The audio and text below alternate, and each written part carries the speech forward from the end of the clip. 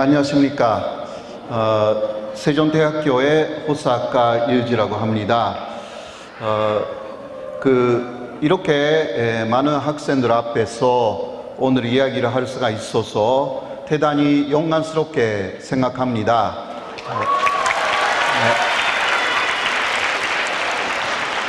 그쪽도 학생들이 있네요.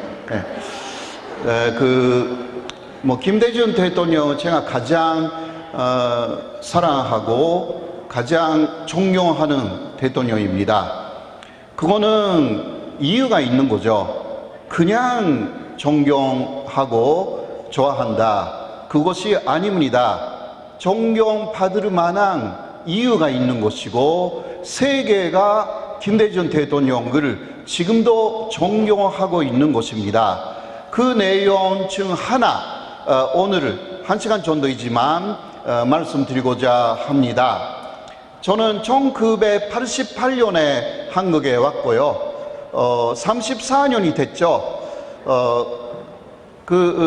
그래서 88년에 왔기 때문에 그때는 노태우 대통령 시절이었고, 그리고 88 올림픽이 당시 열렸습니다. 그래서 그 이후 사실 87년에 민주화라는 것이 대단히 중요한 내용이었고, 그것은 제가 일본에서 지켜보고 있었어요. 88년부터는 한국에 와서 한국의 도 민주화 과정을 쭉 지켜봤습니다. 김대중 대통령이 대통령으로 당선되었을 때도 제가 처음부터 끝까지 TV를 보면서 당시 이 회장 후보하고 아주 경쟁을 벌였는데, 그 역전했을 때를 지금도 생생하게 기억하고 있습니다. 그 표가 역전되었을 때, 그런 식으로 저는 일단 88년 이후부터 현재까지는 한국 정치도 잘 보고 왔습니다. 그리고 세종대학교에서 한국 정치에 관한 강의를 쭉 해왔기 때문에 45년 이후요. 그래서 45년 이후에 한국 정치 그리고 북한에 대해서도 강의를 쭉 해왔습니다. 그 과정에서 김대중 대통령의 비중이라는 것은 대단히 큽니다. 그러한 내용 중 일본하고 김대중의 관계, 김대중 대통령하고 일본이라는 내용으로 말씀드리고자 합니다.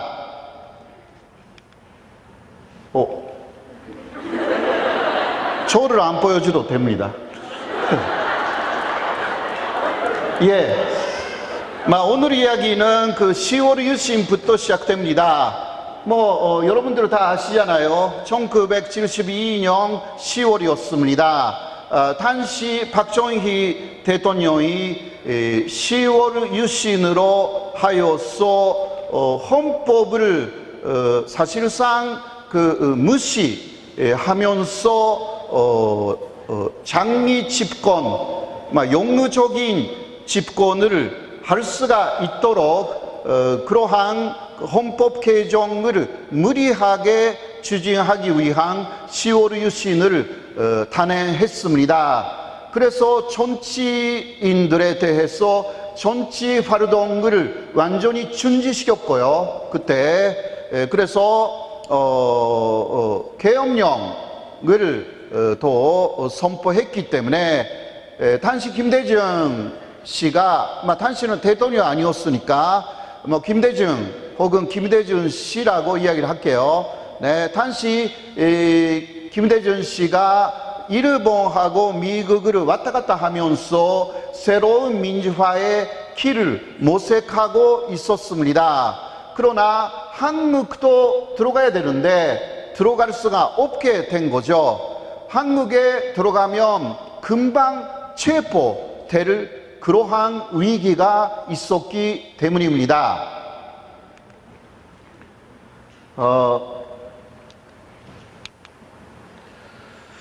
그래서 당시 김대중 씨는 미국하고 그 일본을 그 왔다 갔다 하면서 한국민주통일위원회 이러한 조직을 계속 만들어 나가고 있었습니다.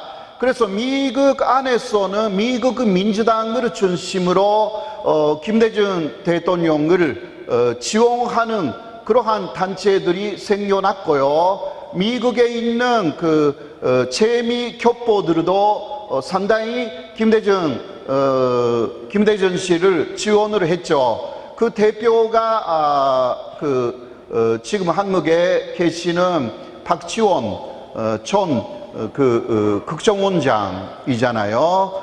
네, 지금 뭐 고생하고 계시는데요. 박지원 국정원장하고 저는 뭐 개인적인 친분 관계도 좀 있습니다. 그렇게 해서 재미 교포들이 굉장히 많이 미국에서 김대중 대통령을 도왔습니다. 그리고 일본에서도 김대중 대통령을 지원하는 그러한 사람들이 꽤 있었습니다. 왜냐하면 민주화 당시는 일본에서 볼 때 한국은 역시 군사 독재 정권이 지배하고 있다라는 그러한 뉘앙스가 아주 강했기 때문에 민주화를 추진하는 김대중 씨를 지원하는 그러한 일본인들이 꽤 많았던 것입니다. 자, 그런데요, 그러한 김대중 씨의 활동을 안 좋게 생각한 당시에 박정희 정권은 1973년 8월 13일이었습니다. 도쿄의 어느 호텔에서 김대중 씨를 납치하게 됩니다. 이것은 여러분들이 그 학교 교육에서 많이 이야기를 들은 바가 있죠. 그렇죠? 네.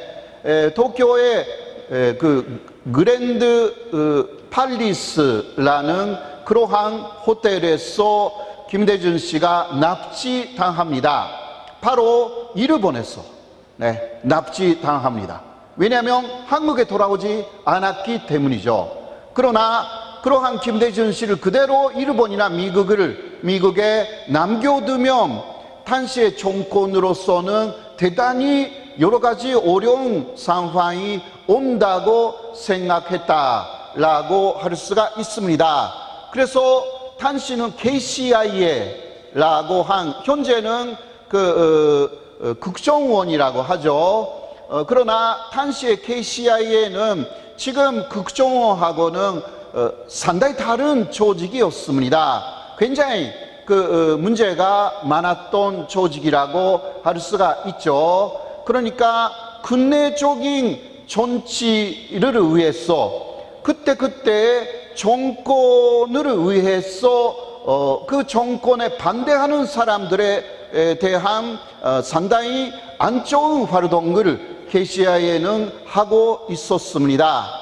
미국의 CIA의 K, 코리아의 K를 붙여가지고 KCIA라고 하고 있었죠.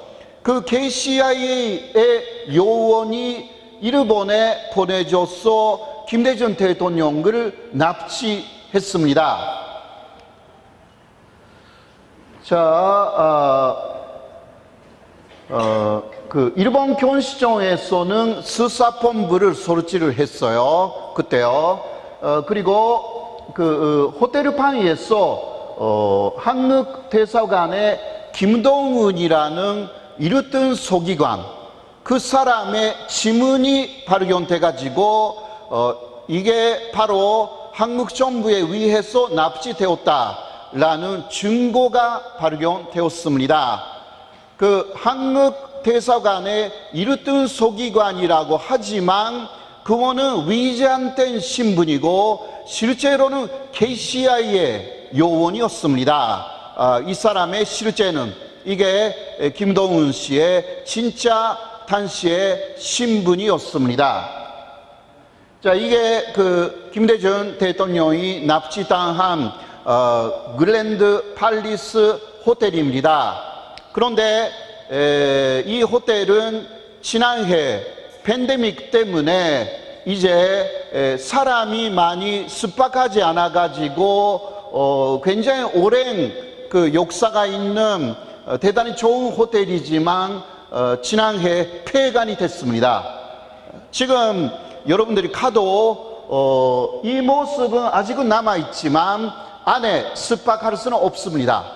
네, 이 호텔의 역사는 지난해 끝났습니다. 자, 이 룸이요, 바로 당시 김대중 씨가 납치되기 직전에 해위를 했던 그 룸입니다. 네, 이것은 그 2022호인데요. 21층 22호에서 당시 그 한국의 여기에 있는 한국민주통일당의 양일동이라는 탄수하고 회의를 했어요. 네. 김대중 대통령은 다른 호텔에 묵고 있었습니다. 그런데 이동하여서 아침 10시 50분쯤부터 회의를 하여서 식사도 같이 했습니다. 바로 이 방이었어요. 네. 지금 이 방이 남아있는 거죠. 그러나 지금은 아까도 얘기했지만 숙박할 수는 없게 됐어요. 네. 그런데 점심 식사가 끝나서 이제 김대중 대통령이 자신이 묵고 있는 호텔로 돌아가려고 122호를 나왔습니다. 네. 그 복도에 나온 거예요. 그런데 거기에 매복되어 있었던 KCI의 요원에 의해서 붙잡혔습니다. 바로 이 복도에서 붙잡힌 것입니다. 이런 복도 처음 봤죠? 네. 현장감 있게 좀, 만들고 왔어요. 네. 그렇게 해서 바로 옆방에 끌려가가지고 글로로포름 그곳으로 기조를 합니다. 네, 그런 이야기는 다 들으셨을 거예요. 자, 그런데 여기 있어요.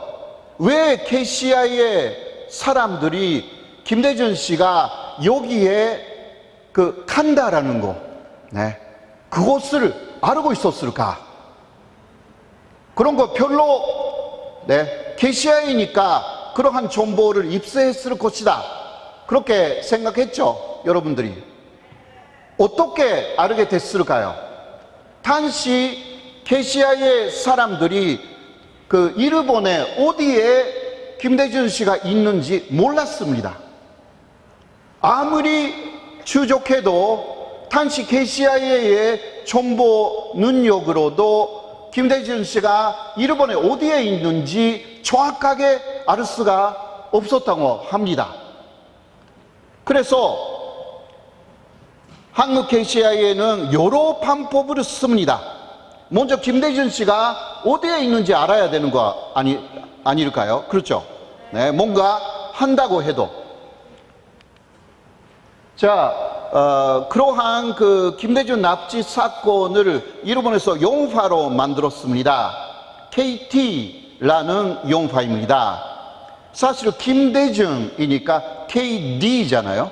네. 그러나 일본에서는 KT라고 영화를 만들었어요. 그 이유는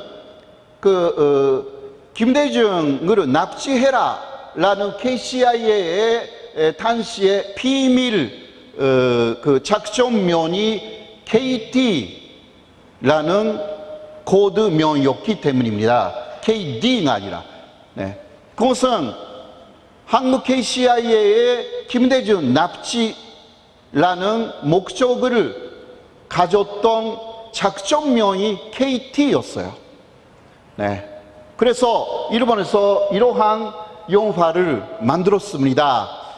한국에서 이거 개봉되었는지는 잘 모르겠습니다. 그러나 일본에서는 이 영화는 논픽션, 그러니까 다 사실이라고, 네, 다 이야기를 그 제작진이 말했습니다. 굉장히 여러 가지 취재하여서 논픽션 알죠? 픽션이 아니라, 네, 진짜 이야기로 만들었습니다. 물론 나오는 사람의 이름은 조금씩 바꾸기도 했어요. 아까 김동은 서기관을, 네, 김동의라든가 그런 식으로 바꾸기도 했지만 내용은 다 사실이라고 처음부터 이야기하면서 이 영화가 상영되었는데요. 이게 조금 어두운데요. KT 속에서 KCIA 사람들이 일본의 조폭을 만나요. 조폭 알아요? 일본 말로 뭐라고 그래요? 야쿠자. 네. 제일교포 3세의 야쿠자를 만났습니다. KCIA 사람들이. 이유가 뭘까요? 김대중을 찾아내서 죽여라, 살해해라 라는 것을 제일교포 번역배들에게 위례합니다. 일본의 번역배의 40%는 한국계입니다. 네. 왜 한국계가 많을까요? 45년에 일본이 패전했을 때 한국 사람들은 빨리 한국으로 돌아가라 라고 하여서 단식하지만 해도 일본 국적을 갖고 있었잖아요. 한국 사람들이.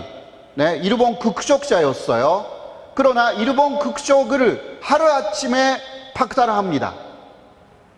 그리고 한국 사람이라고 하면 어느 회사라든가 어느 일터에서 다 고용해주지 않았습니다. 그래서 주먹으로 이제 살아가야 한다라는 사람들이 좀 있었던 거죠. 그래서 현재도 일본의 대형 번역 조직은 원래 한국계였어요. 그러니까 이런 식으로 위례했는데 역시 제일교포 3세의 번역배는 거절을 합니다. 네. 내가 왜 김대중 대통령을 죽일 수가 있겠냐고, 네, 그런 이야기가 있었어요. 그 다음, 자, 약간 어두운데요. 어쩔 수가 없어요. 네. 그 다음, 한국 KCIA는 김대중 씨의 소재를 파악하기 위해서 미리온 서비스라는 훈신소에게 부탁을 합니다. 그 훈신소는 자위대, 일본 군대, 일본 자위대가 만든 훈신소입니다. 그러니까 일본 최고의 정보력을 자랑합니다. 그래서 그 훈신소에 김대중의 소재를 파악해달라 이렇게 위례를 했습니다. 이 훈신소는 그러나 한국 KCIA의 위례였기 때문에 위에 자위대에 연락해서 해도 되는지 하면 안 되는지 물어봅니다. 그러나 자위대 위쪽에서 해도 된다 이렇게 이야기를 합니다. 사실상의 호가가 벌어졌습니다. 그렇게 하여서 일본 자위대의 사실상의 정보망을 갖고 있는 훈신소가 김대중 씨의 돈손을 정확하게 파악했습니다. 그것을 한국 KCIA에 제공한 것입니다. 그래서 김대중 씨가 그날 아침에 자신이 묵고 있었던 호텔을 나와서 그랜드 팔레스로 가서 그리고 회의를 하여서 나온다라는 그 돈선을 정확하게 알게 된 것입니다. 여기에 일본이 개입한 것입니다. 무슨 말인지 알죠? 네. 자, 이게 그 영화에서 거기 그 미리온 서비스에 스보야마라는 사람이 움직이는데, 네, 그 사람한테 KCIA가 위례하고 있는 장면입니다. 자, 이 배우 알죠? 네, 유명한 배우예요. 네, 그 영화에서 김동은 서기가 역할로 나왔어요. 자, 김동은 이르던 서기관의 그 지시로 이제 KCIA 요원들이 움직였습니다. 단시요. 그렇게 해서 아까 이야기한 대로 그 폭도에서 납치하여서 그 옆방으로 데려가서 기절을 시켰습니다. 네, 김대중 대통령을요. 자, 그런데 이 사람이 김동은은 네, 호텔 방에서 차를 마셨대요. 그 차를 마셨기 때문에 이 찻잔에 이 사람의 지문이 남아 있었습니다. 이것이 탄소가 된 것입니다. 네, 탄씨는 1970년대이기 때문에 뭐 여러 가지 과학 수사가 지금보다는 잘 못 돼요. 탄씨는요. 그러니까 지문이라든가 뭐 기타 실질적인 증거가 필요합니다. 그런데 왜 그러는지 모르지만 그 사람이 안심했는지 반심했는지 네, 지문을 남겨둔 채로 이제 지하로 내려가서 김대중 대통령을 차에 태우고 오사카까지 갑니다. 네, 그런 내용이었습니다.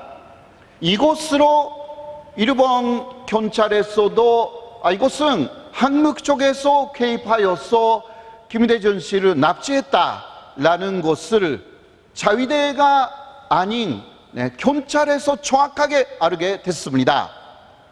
그렇게 됐어요.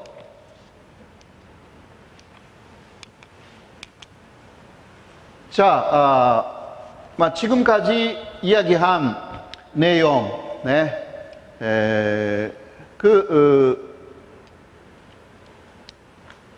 이렇게 차로 관서 지방, 오사카까지 갔어요.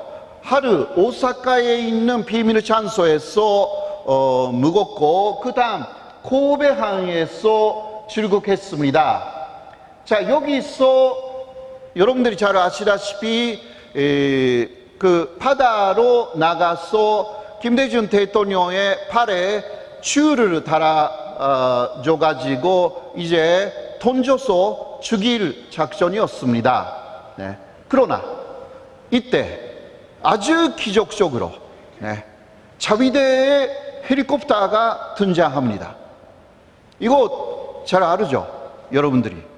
그런데 네, 왜 자위대의 헬리콥터가 바로 그 시간에 나타났는지 그거는 아직 수수께끼로 남아있다라는 이야기입니다. 아주 넓은 그러한 그 바다 위에서 네, 김대중 대통령을 바다에 던져서 죽이려고 하는 그러한 조그만 배를 왜 하필이며 발경하여서 위에서 초명을 사가지고 던지지 못하게 만든 것입니다. 자, 지금까지 제가 이야기를 쭉 했죠. 왜 그런 식으로 가능했었을까요? 상당히 어려운 거거든요, 이거는. 그렇죠? 미리 정보를 모르면 못 돼요. 어떻게 정보를 알게 됐을까요? 자위대는. 아까 자위대가 만든 훈신소가 있다. 그 훈신소에게 KCIA가 김대중 대통령의 소재를 파악해달라 라고 위례했다고 하죠. 그때 그 훈신소는 아마도 이거는 추측이에요. 네. 추측이지만 가장 유력한 추측이라고 할 수가 있는 것은 그 훈신소는 그 이후에도 김대중의 그 돈손을 파악했다라고 할 수가 있습니다. 그런데 파악했더니 진짜 죽이려고 한다라는 것을 아마 발견했을 것입니다. 그래서 일본 자위대의 산하에 있는 훈신소이기 때문에 이제 일본 자위대에게 연락이 가가지고 그런 식으로 자위대의 헬리콥터가 나타나서 김대중 대통령을 죽이지 못하게 했을 가능성이 가장 높습니다. 거기에는 미국이 개입했다라는 이야기도 있습니다. 미국이 개입해가지고 그러니까 자위대는 미일 군사동맹으로 미국하고도 통하니까요. 네. 그러니까 그러한 상황에서 미국 쪽에서 그러한 상황을 알게 돼가지고 절대 김대중 씨를 죽이면 안 된다 라고 이야기했을 가능성도 충분히 있는 것입니다. 그래서 결과적으로는 KCIA는 일본 자위대가 만든 훈신소에 연락을 해가지고 김대중 대통령의 돈손을 파악했지만 그러나 그 돈손을 파악해달라 위례했을 때 우리가 김대중 씨를 죽이려 때니까 그런 이야기를 안 하잖아요. 그렇죠? 네. 그러니까 조금이라도 걱정이 있었던 일본 자위대 쪽에서 막아놨을 가능성이 충분히 있습니다. 이러한 내용입니다. 네, 이게 그러니까 영화 KT 안에서 이렇게 자위대의 헬리콥터가 나타나는 장면입니다. 그래서 지금까지는 그러한 자위대 쪽의 훈신소라는 곳에 대해서 아마도 강하게 한국 쪽에서는 이야기를 안 했던 것 같아요. 네. 그러나 이러한 내용들이 있습니다. 아시다시피 5일 후에 김대중 대통령 자택 앞에서 발견이 되었습니다. 네. 그렇게 하여서 결국은 김대중 납치 사건이라는 것은 KCIA 당시에 이후락라는 부장이 다 작전을 만든 그러한 내용이었다라는 것이 이제 밝혀졌습니다. 그러나 여기에 대한 또 2006년이었던 것 같은데요. 조사 보고서가 나왔거든요. 거기에서는 당시 박정희 대통령의 명령이 있었는지 이 부분도 보고서에 들어가 있었습니다. 그러나 결론은 이런 거였거든요. 박정희 대통령의 직접적인 지시가 있었다라는 증거는 발견되지 않았다. 네. 그러나 박정희 대통령의 지령이 없었다고 보는 증거도 없다.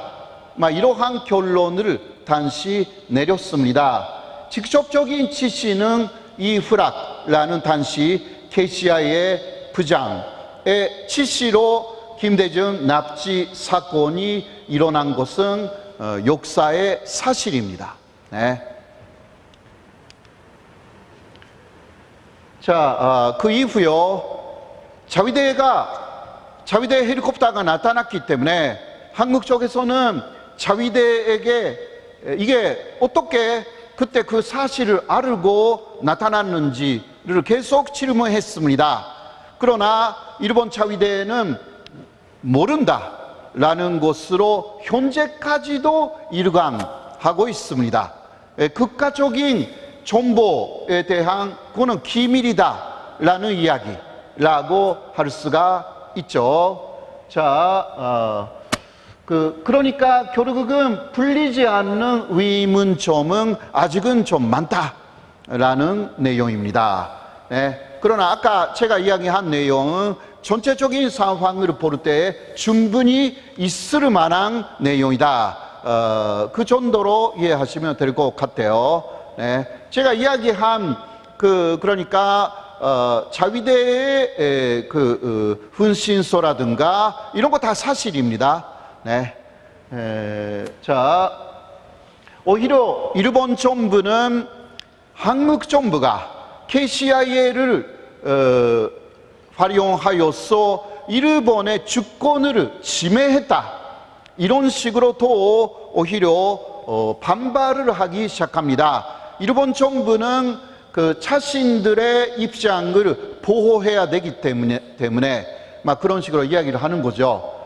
사실 그 당시 한국 정부가 일본에 가서 최대의 그 힘이 있었던 야권 지도자를 납치한다라는 것은 굉장히 큰 문제였던 것입니다. 예를 들면 한국 안에서 일본의 야권의 거물, 그러한 사람이 예를 들면 혹시 하토야마 전 총리라고 아세요? 일본의 하토야마 총리라고요. 대단히 그 양심적인 사람이 있어요. 한국에 와서 사죄를 많이 합니다. 예를 들면 소대문 현무소에 가서 무릎을 꿇고 그 일본이 과거에 잘못됐다, 그런 것을 쭉 하시는 분이 계세요. 하토야마 유키오라고 해서 2009년부터 2010년까지 일본의 민주당 정권의 총리였어요. 네. 제 고등학교, 대학교 선배이기도 합니다. 그래서 자, 그러한 하토야마 씨는 한국에 많이 와요. 그런데 지금 일본에 특히 극우 정권, 지금 기시다는 완전히 극우는 아니지만요. 네. 일본의 극우 정권은 하토야마 씨의 그러한 행보를 항상 안 좋게 보고 있었습니다. 그렇게 하여서 예를 들면 그 하토야마 씨가 한국 안에서 일본의 KCIA 같은 조직에 의해서 납치됐다, 그러면 한국 정부는 가만히 있지 않습니다. 그렇죠? 그거하고 반대의 사건이 일본에서 일어난 것입니다. 자, 수사에 대해서 협력해달라. 일본 정부는 한국에 이야기를 했지만 한국 정부는 거부를 합니다. 당시. 네. 그리고 이쪽의 사람은 타나카 총리라고 했어요. 일본의 당시 총리였습니다. 그리고 왼쪽은 알죠? 네, 누구죠? 왼쪽. 네, 여기에 있네요, 위에. 네. 김정필, 당시 한국 국무총리입니다. 이 두 사람이 전체적으로 김대중 납치 사건을 해결하자라고 이야기를 합니다. 서로 문제 삼지 않기. 이렇게 하여서 김대중 납치 사건은 일단락이 된 것이었습니다. 자, 이때 일본도요, 굉장히 좀 안 좋게 생각을 했습니다. 아무래도 일본 정부가 많은 것을 알고 있었을 가능성이 있는 것입니다. 마지막은 김대중 씨가 죽지 않도록 그렇게 자위대가 움직였다고 하지만 그래도 김대중 씨가 죽을 가능성도 있는데 그러한 헌신소를 움직였다라는 책임이 일본 정부에 오는 게 아닙니다. 그래서 이때부터 일본 정부도 김대중 씨에 대해서 좀 부담을 느끼기 시작합니다. 네, 부채, 마음이라기보다 전체적인 부채가 된 거예요. 김대중 씨가 일본에 있었어도 잘못하면 김대중 씨가 나중에 한국에서 성공해가지고 다시 일본에 온다. 그것을 굉장히 두려워한 게 일본 자민당 정부가 됩니다. 자, 잘 아시다시피 그 이후 그래도 김대중 씨는 2달간 자택에서 영급 상태가 됐죠. 네. 그 이후 바로 일어난 게 관주 민주화 운동이었습니다. 이 이야기는 다 아시고요. 먼저 박정희가 암살을 돼가지고 그 이후에 김대중, 김종필, 김영삼의 삼김시대가 왔다. 이러한 이야기가 당시 큰 이야기가 됐습니다. 그런데 전두환이 나타나가지고 이 삼김, 김대중, 김영삼, 그리고 김종필까지 다 정치 활동을 못하게 막아놨습니다. 그렇게 하여서 12.12 사태로 전두환이 이제 정권을 잡게 됩니다. 그리고 5.18이 일어났습니다. 관주 민주화 운동이 일어난 거죠. 일단 그러나 김대중 씨는 그 이전에 전체적인 강금산 때보다는 조금 느슨한 상황이었기 때문에 이제 전두환 쪽에서 이 관주 사태의 배후에는 김대중이 있다라는 이야기를 하기 시작했죠. 그렇게 하여서 김대중 씨를 당시 체포하여서 이 관주 민주화 운동의 배후 세력으로서 사형을 선고합니다. 네, 이거 굉장히 잘못된 당시의 결정이었는데요. 자, 여기에 대해서 또 일본 쪽에서 더 좋은 이야기를 해줬어요. 또 당시 스즈키 젠코라는 당시 촌이었거든요. 그런데 그때 주일 대사하고 회담을 해가지고요. 한일우호를 생각할 때 김대중 씨의 신병에 중대한 관심, 의료를 나타내지 않을 수 없다라고 하여서 김대중 씨를 체포하여서 사형 선고 내린 것에 대해서 항의를 합니다. 일본 정부가 전식으로 그런 것이 있었어요.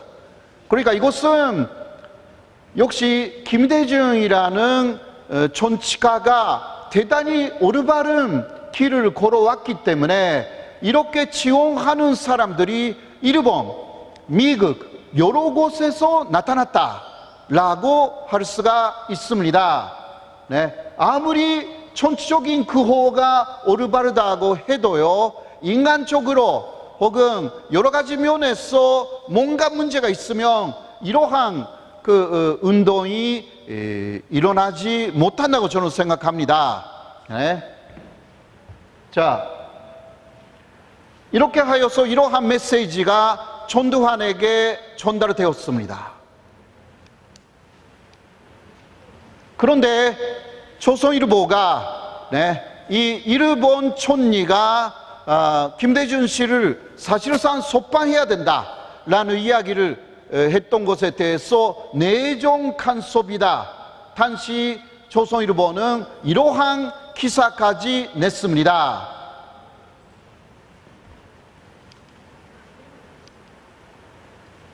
일본에서 김대중 구출운동이 굉장히 확대되어서 일어났습니다.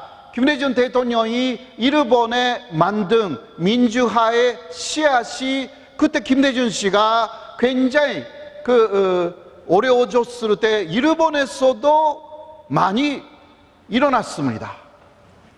그러니까 사람은 올바르게 살아야 된다. 네. 막 그런 이야기가 되죠. 김대중 선생님을 일본에 다시 데려오자. 네, 이런 식으로 하여서 일본의 김대중 지지자들이 시위를 많이 합니다. 당시.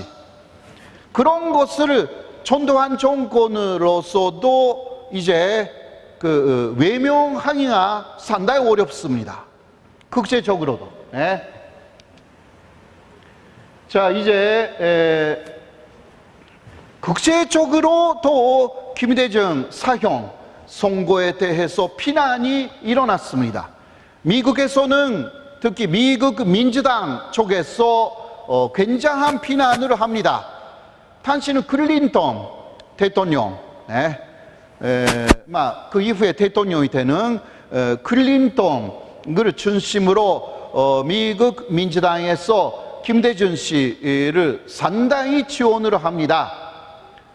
힐러리 클린턴은 항상 이렇게 말합니다. 자신이 가장 존경하고 또 숭배하기까지 하는 사람이 김대중 씨다. 네. 네. I admire him. admire, 숭배한다. 힐러리 클린턴이 그렇게까지 김대중 대통령을 아주 높이 평가하고 있었습니다. 빌 클린턴 남자 대통령도 김대중에게 말합니다. 우리는, 그리고 나는 대통령이 되었지만 당신처럼 몸소 사형이 되는 그러한 자리까지 가가지고 민주화 운동을 한 적이 없다. 당신이 나보다 훨씬 위대한 사람이다. 빌 클린턴 그리고 힐러리 클린턴의 직접적인 이야기입니다. 그러니까 특히 미국 민주당을 중심으로 김대중 대통령, 당신은 김대중 씨를 절대적으로 살려내야 된다라는 운동이 일어난 것입니다. 일본에서도 그렇고요. 자, 그러한 국제적인 압력으로 결국 사형 선고에서 무기징역으로, 그리고 또 미국으로 출국하는 조건으로 이제 완전히 김대중 씨는 풀려났습니다. 이거는 기적이죠. 네. 그래서 김대중 씨가 대통령까지 되기 위해서는 미국, 일본의 도움이 있었고, 그리고 그런 식으로 만든 김대중 씨의 행적이 있었다. 미국에 가서 민주화 운동을 하고, 또 일본에 가서 민주화 운동을 하고, 또 여러 가지 탄압 속에서도 끝까지 민주화의 위지를 줘버리지 않고, 그때그때 그 탄압을 모두 이겨내고, 그러하지 않고 민주화 운동을 추진한 그 결과로서 기적이 일어난 것입니다. 자, 김대중 대통령의 옆에 있는 이 사람 누구일까요? 현재 바이든입니다. 바이든의 젊은 시절, 미국에 가 있었던 김대중 이 바이든을 만납니다. 그렇게 하여서 서로 민주화의 길을 가자 약속하면서 넥타이를 교환합니다. 넥타이를 교환하면서 바이든이 그 김대중 씨한테 받은 넥타이를 지금도 간직하고 있습니다. 그렇게 이야기를 합니다. 바이든 자체가. 그때 넥타이를 교환해서 맺은 그 사진이거든요. 네. 지금 뭐 바이든도 상당히 젊은 시절이에요. 그렇죠?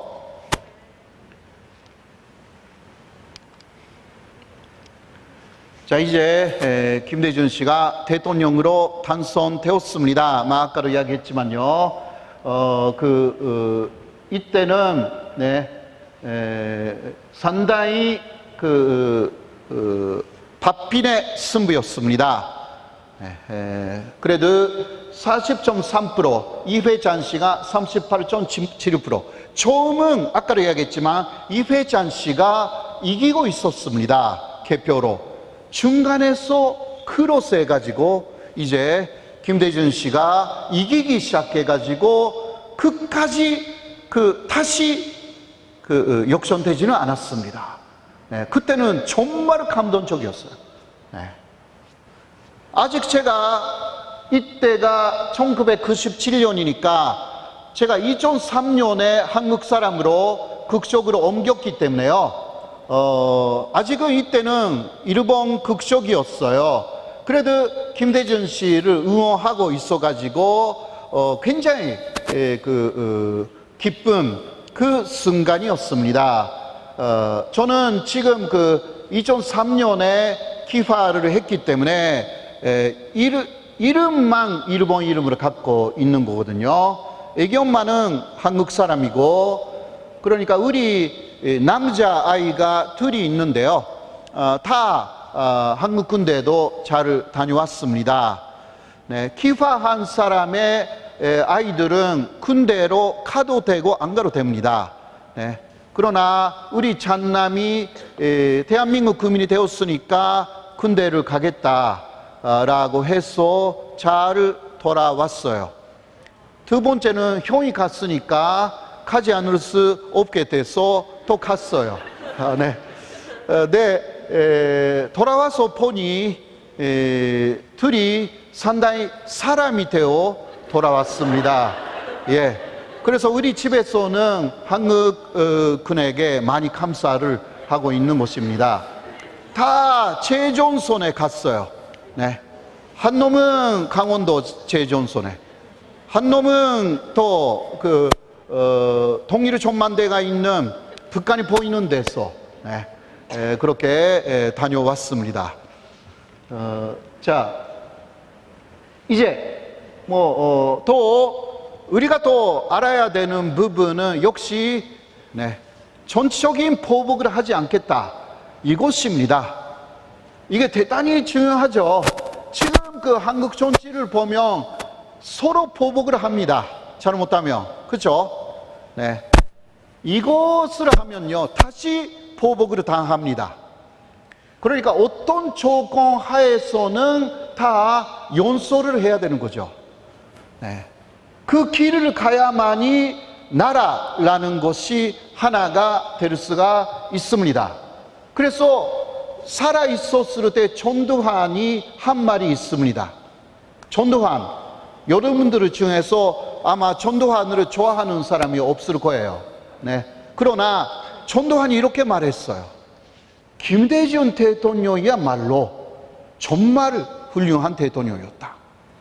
그게 전두환이 한 말이거든요.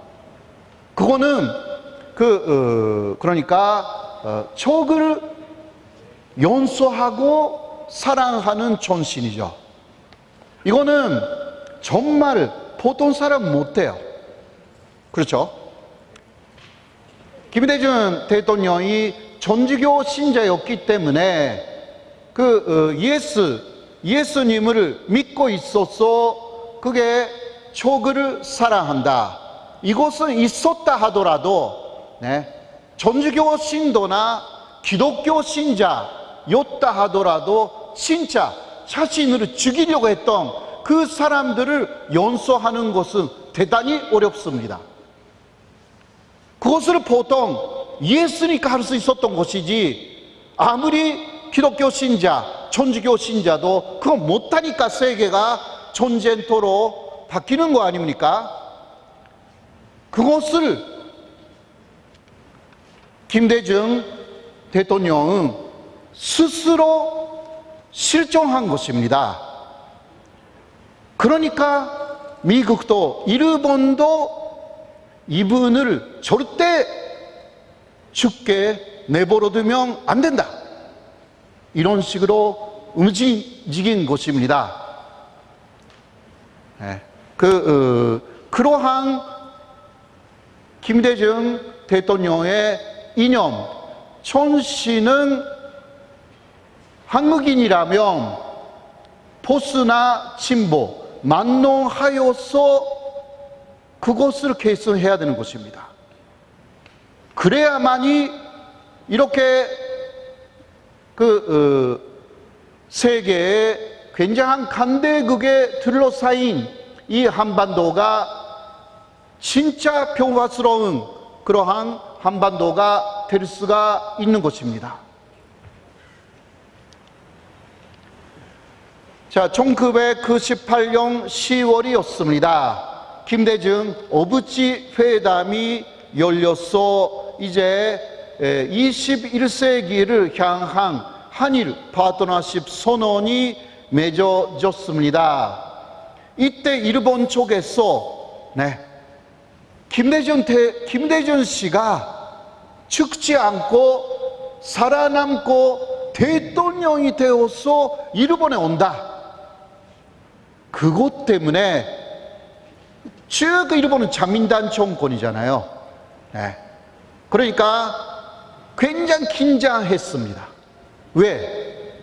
1973년 김대중 납치 사건이 일어났을 때 사실상 자민당 정권은 알고 있으면서 내버려둔 그런 부분이 없지 않아 있었습니다. 그래서 김대중 씨가 일본에 와서 그때 일본의 집권 자민당은 내가 살해당하도록 내버려 두었다, 이 말을 하면 큰일 나는 것입니다. 당시 그래서 자민당에서는 자민당 정권이니까요, 굉장히 긴장했습니다. 긴장해가지고 김대중 씨가 말하는 것은 모두 들어주겠다, 이렇게 이야기를 합니다. 그래서 김대중 당시 대통령이 일본에게 요구한 것은 1965년도에 한일 기본조약이 맺어졌을 때 일본이 과거에 대한 사과를 하지 않았다, 사과를 해라, 그것을 말로 하는 것이 아니라 공식 문서화해라 라고 하여서 1998년 이제 일본이 가해자였고 한국이 피해자였다라는 내용을 공식 문서화하는 데 성공했습니다. 그리고 당시 IMF였잖아요. IMF한테 빌린 돈 이상의 돈을 일본에서 빌리는 데 성공합니다. 당시 일본 정권은 모두 해주겠다고. 그거는 과거에 김대중 씨를 대한 그 부채가 있었기 때문에. 그리고 일본 문화를 개방합니다. 일본 문화를 개방하면서 사실상 한류가 일본에 상륙합니다.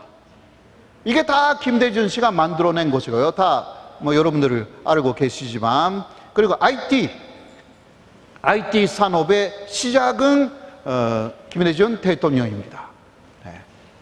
일본이 IT에서 후진국이죠. 그래서 당시 IT 열풍이 불고 있었던 미국을 따라간 거예요, 이때. 그렇게 해서 한국의 도약의 기반을 만들었습니다. 세계 최고의 IT 강국을 김대중 대통령이 만들어 놓았습니다. 그리고 IMF를 거의 2년 정도로 초록해 버렸습니다. 세계가 깜짝 놀랐습니다. 이때 일본도 한숨 돌렸습니다. 김대중 대통령이 자민당을 나쁘게 말하며 어떡하나. 그래도 오히려 그런 식으로 하지 않고 한국이 IMF를 다루지를 하는데 그 모든 일본 쪽의 도움을 끌어냈습니다. 대단한 거예요, 이런 거. 네. 자신의 원한 같은 것을 버리고 나라를 살린 것입니다. 자, 김대중 평화로 명예코리라는 것이 생겼습니다. 이것은 여의도에 있어요. 네, 김대중 평화코리가 있거든요. 여의도에 바로 국민의힘, 네, 국힘당하고 더불어민주당 이어지는 코리가 있어요. 네. 그 코리가 김대중 평화로로 지정됐습니다. 네. 그게 올해 그렇게 됐는데요. 막 이런 식으로 김대중 평화로라고 하였어요.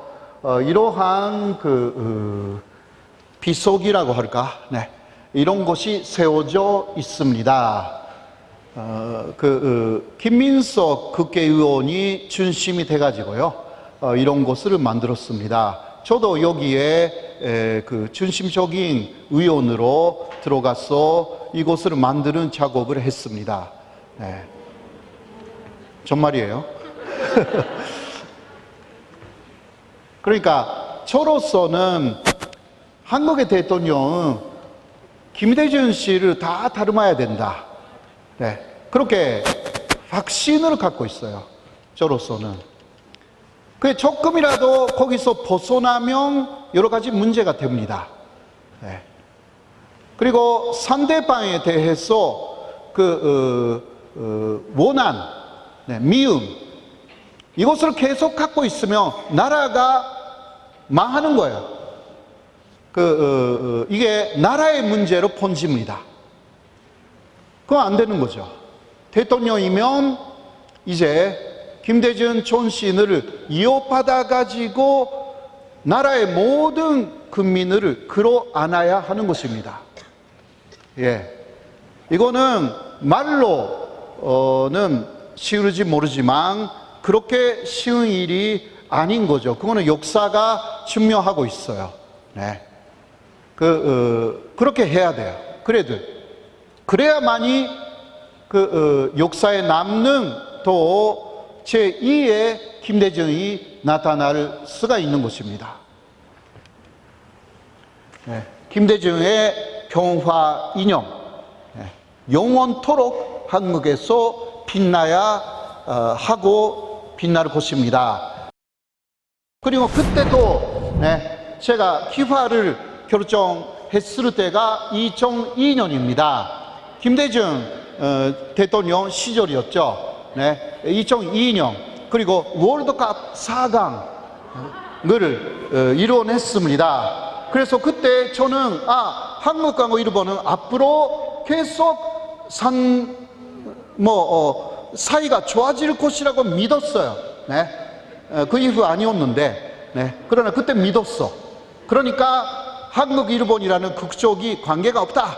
나는 국제인으로 그리고 한국에서 연구를 하고 또 고나가겠다. 그때 또 한국에서 벌써 교수였기 때문에 한국에서 즉 교수 생활을 하겠다. 막 이러한 여러 가지 복잡한 이유로 기화를 했어요. 네, 가장 중요한 것은 한국이 좋아해서. 네. 김대중 대통령 만나 뵌 적은 없어요. 제가 만난 대통령은 여러분이 계시는데요. 문재인 대통령이라든가 문재인 대통령 많이 만났죠. 네, 그러니까 지금은 김대중 대통령의 거기 측근이었던 박지원 씨는 많이 만나요. 네. 음식이요. 굉장히 많은데요. 하나, 그거는 비빔밥입니다. 네. 그거는 아주 영양 음식이에요. 또 가르비단도 좋아해요. 네. 앞으로의 목표가 어떻게 되세요? 앞으로의 목표는 지금까지 해왔던 연구를 완성시키는 것이고 또 제가 일본에서 왔기 때문에요. 특히 일본의 포스 나가서 극우파가 바라보는 한국이라는 것, 네, 이것을 사실상 일제 강점기부터 똑같대요. 현재까지 그것을 정리를 할 거예요. 네, 많은 한국 분들이 알 수 있게. 그러니까 일제 강점기 때 일본에서는 한국 사람을 일본인으로 만들려고 했죠. 네, 그렇죠. 일선 돈조론, 일본하고 한국의 초상이 같다. 그리고 한국인은 원래 일본인이 없다고 주장한 거예요, 그때. 그렇게 해서 교육을 했어요. 네, 일제 강점기 내내 교육을 해가지고 그렇게 해서 목표가 뭐냐?